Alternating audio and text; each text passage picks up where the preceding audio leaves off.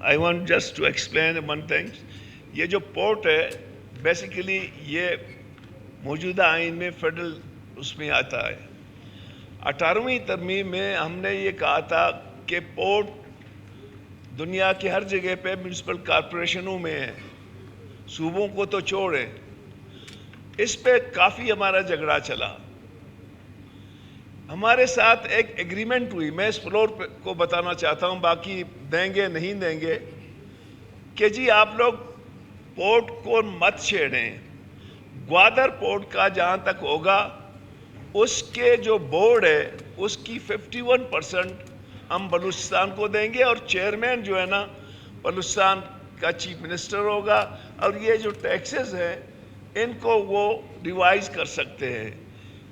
اس میں 6 بندے تھے جو ہم نے آؤٹ آف جو 18ویں ترمیم سے ہٹ کے ہم نے سائن کی.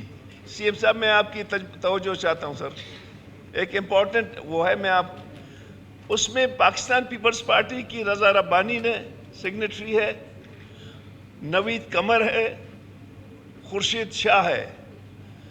بلوچستان کی طرف سے میں ہوں, آغا شاہد ہے, میر اسرار ہے, کہ جی یہ کمٹمنٹ پیپلز پارٹی نے ہم سے کی کہ جی آپ کراچی کو چھوڑیں, گوادر پورٹ ہم آپ کے حوالے کریں گے, اور وہ کنٹرول جو ہے نا چیف منسٹر کی ہوگی. تو بدقسمتی سے میں نے 2-3 دفعہ, پاکستان پیپلز پارٹی کے دوست ہیں, میں ان کو نالج میں بھی لاتا ہوں, میں نے کئی دفعہ کہا کہ جی آپ نے ہم سے ایک وعدہ کیا تھا 18ویں ترمیم کا کہ کراچی پورٹ کی بات مت کرو, گوادر پورٹ ہم آپ کے حوالے کریں گے. لیکن آپ لوگوں نے جو رولز بنانے تھے کانسٹیٹیوشن میں, اس نے کہا کانسٹیٹیوشن میں ہم نہیں دیں گے, بٹ جب ہم رولز بنائیں گے اس رولز میں ہم بالادستی بلوچستان کی کریں گے. مجھے افسوس کے ساتھ کہنا پڑتا ہے کہ جیسے مولانا نے کہا کہ جی جب پورٹ آپ کا ہے آپ کو ایک ٹکا نہیں ملتا ہے. سی ایم صاحب اس کیس کو آپ ٹیکل کریں, پیپلز پارٹی کے دوست بیٹھے ہوئے ہیں. اب اس میں ہمارے پورٹس کا کیا فائدہ؟